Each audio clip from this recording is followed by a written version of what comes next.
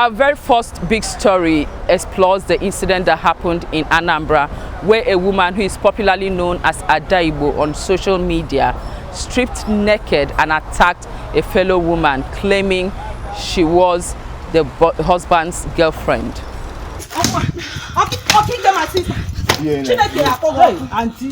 Call it the case of one person's interest becoming another woman's source of rage. But that was what played out in Anambra State when Tochukwu Azota attacked her husband's Facebook female friend and stripped her naked. In one viral video posted online, the stripped woman was being assaulted by Tochukwu's niece in the bathroom of the house while she recorded the episode. In another video, the victim is seen dressed in a wrapper allegedly given to her by a sympathizer to cover her nakedness, while the said niece of the wife continued to assault her.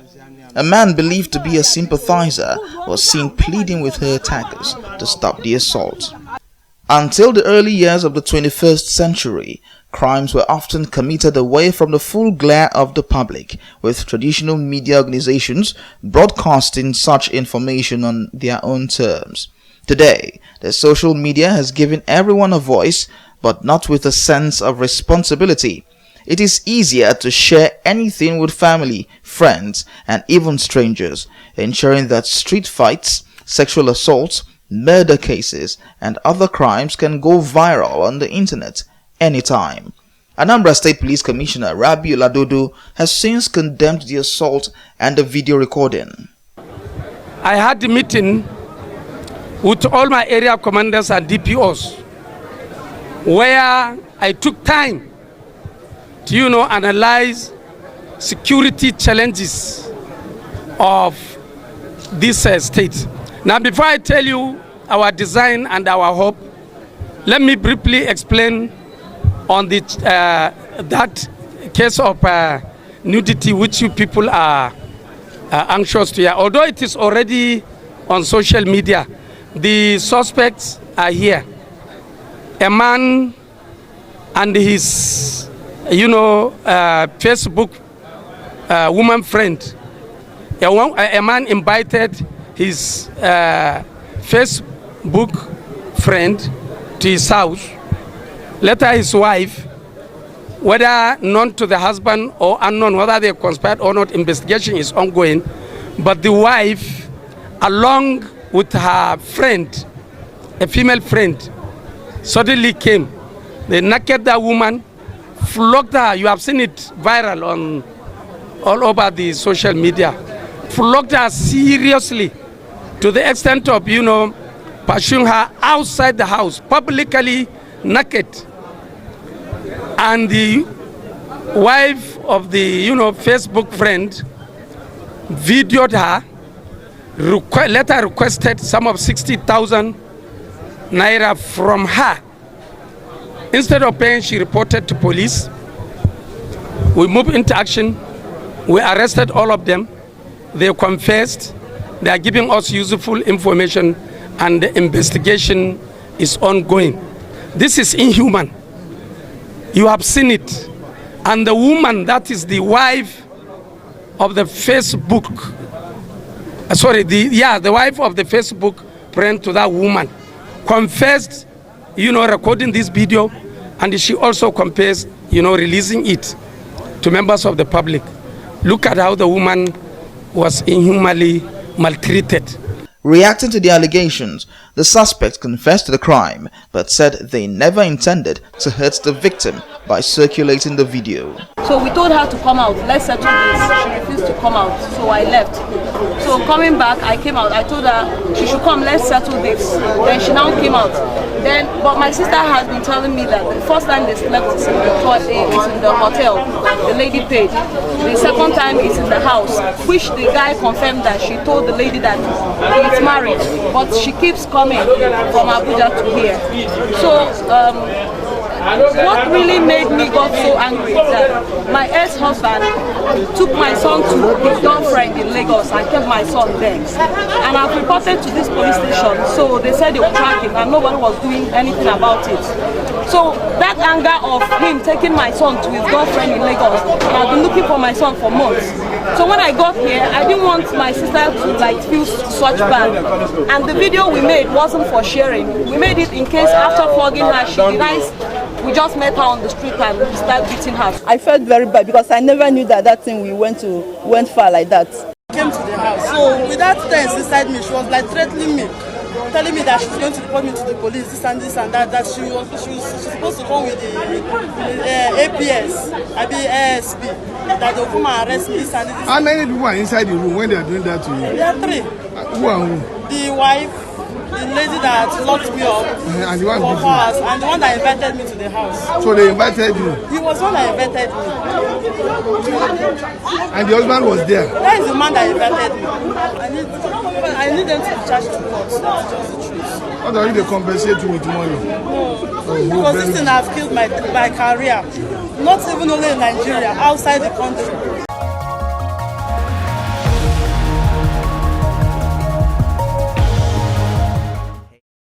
On our special interview today, we'll be discussing the recent video that has gone viral, and it is the video that is actually very traumatizing. If you have seen social media, you see the video where a young lady was assaulted by a particular woman who kept, flogging her. Now the question is, and Nigerians are beginning to abuse the use of the internet. So we have a constitutional lawyer today who is going to help us dissect. We want to know where do you draw the lines between moral offense and criminal offense. And to join us today is human rights activist barrister Iniebege Effiong.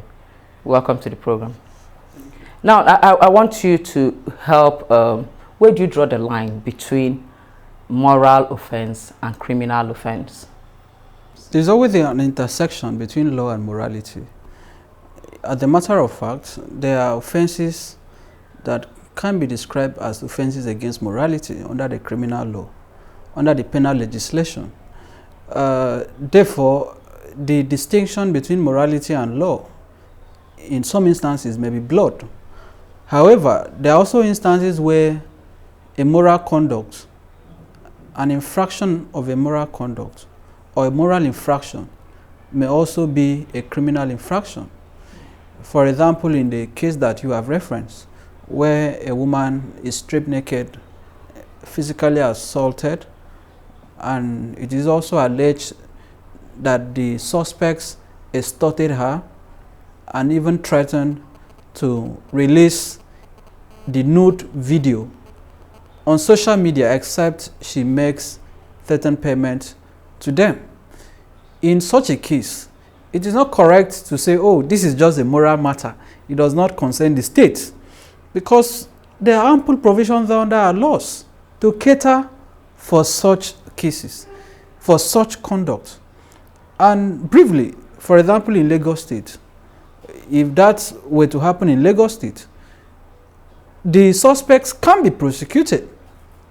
Under the criminal law of Lagos State, there are ample provisions to cater for such cases. If you look at what we are talking about closely, what was done to that woman may result in several charges or several counts should the state decide to prosecute. And indeed, it is expedient for prosecution to take place to serve as a deterrent to others.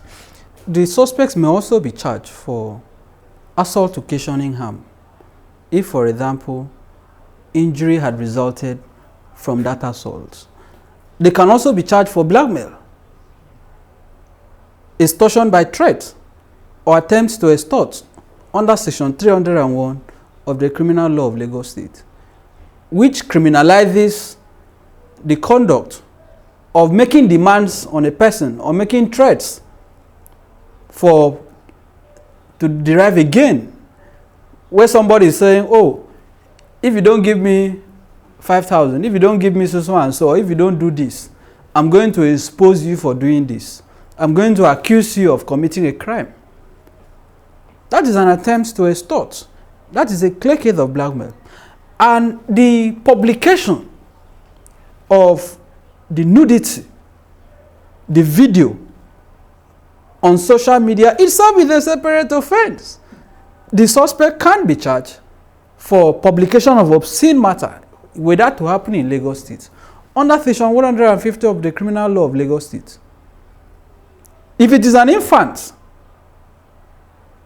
that is involved, they can also be charged for publication of infant nudity under the Cyber Crimes Act, under section 23 of the Cyber Crimes Act. So what they have done is not just a question of morality. It is a crime that has to be prosecuted, that should be diligently prosecuted. And the reason why these things happen repeatedly, the reason why we see this trend, is because of the moral decadence in the society. It is also the failure of the state, the failure of governance, the failure of law, the inefficiency of our law enforcement mechanisms. That is what emboldens people to resort to such criminality.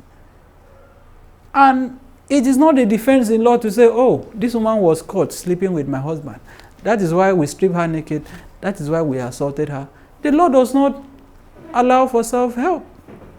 So if such a defense is proffered in court, it is likely going to fail. So for me, I totally condemn this kind of conduct, and I believe the police should prosecute the suspect diligently. My question again is for the witnesses who just stood by and watched that happen. Are they going to be charged for the same offense? No, the fact that someone is at a crime scene without more is not a crime in itself. Witnessing a crime is not an offense, except beyond the act, beyond witnessing, a person has either aided or abetted the commission of that offense, or acted as an accessory after the fact. For example, upon the commission of the offense, a person who witnessed it now give protection, now shields the suspect or the culprit from prosecution or arrest. That is when it will be said that this is not just about witnessing, that an offense has been committed. So those who just stood by and watched that criminality taking place, it becomes a matter of moral retribution. It is not a matter for the state to prosecute. But if beyond witnessing, beyond being at the locus criminis, at the scene of crime, someone is found to have facilitated the commission of that offense, either by procuring the instrument with which the assault was commissioned, or by facilitating the recording of the nudity, either by giving the phone or the computer device by which that recording was done, then one could be said to have aided and facilitated the commission of the offense. And there is also the offense of conspiracy, because in this instance, it is not just one person that committed that crime. You have a man and also about two women who participated in it. So the police can also charge them. The state can also prosecute the culprits for conspiracy to commit felony. And I believe that prosecution should take place. Otherwise, we will continue to see these kind of things in our society. Barrister, in all this, if found guilty, what's the penalty for them? It depends on what they are charged for. In Lagos, for example, the conducts I have highlighted, for example, attempts to extort, blackmail, upon conviction by virtue of section 301 of the Criminal Code Law of Lagos State, it is a felony that attracts an imprisonment of 3 years. For the obscene publication under section 150 of the Criminal Code Law of Lagos State, it also attracts 3 years with an alternative fine of 450,000 naira. And under the Cyber Crimes Act, supposing they are prosecuted either under section, for example, under section 24 of the Cyber Crimes Act, if the elements of the offense are constituted, that is, if the state is able to show that the conduct in question is within the framework, is within the contemplation and the intendment of that section, the culprits can also be convicted. And upon conviction, they can be fined, they can also be imprisoned. But the important thing is that people should appreciate that this is not just a moral issue, that there is also the criminal dimension to it. And for that reason, it is important for people to desist from it.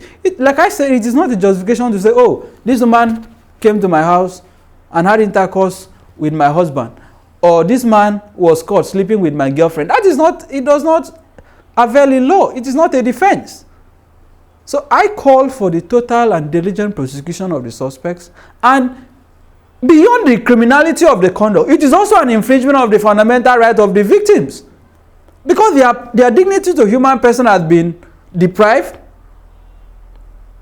for which they can be sued for enforcement under Section 34 of the Constitution, which guarantees the right to the dignity of the human person. Their personal liberty, the woman was also kept, her freedom was restrained, her movement was restrained. So I totally condemn it, and I also encourage that beyond prosecution by the state, the victim should also go ahead to sue the suspects and the culprits for infringement of a fundamental right to the dignity of a person, to a personal liberty. So this is how grave and serious this kind of conduct is. Therefore, it is not just a moral matter. It is a criminal matter. It is an offense against the state. It is also an infraction, an encroachment of the fundamental rights of the victims.